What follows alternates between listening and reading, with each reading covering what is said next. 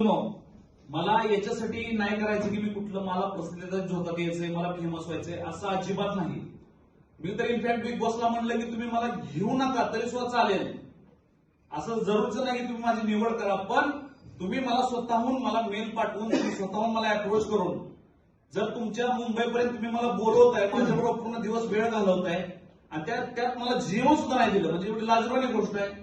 आज बिग बॉसला आपण सगळ्यात श्रीमंत शो म्हणतो, एवढं मोठं प्रोडक्शन हाऊस आहे, एवढं नाही ती इन्व्हेस्टमेंट आहे त्यांची, पण यांच्याकडे साधं कोणाला आलं तर जेवण सुद्धा करायची सोय नाही.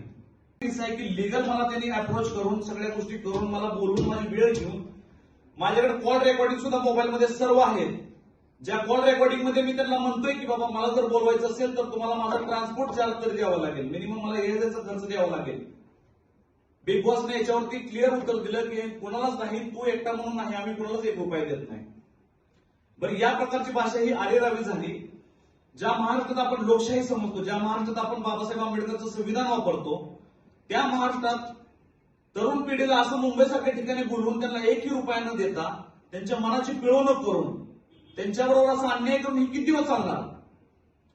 आता बिग बॉस मराठीचा सीझन 6 आला, या 6च्या सीझनच्या मी विरुद्ध बोलतोय, पण याच्या अगोदर पण हे घडले.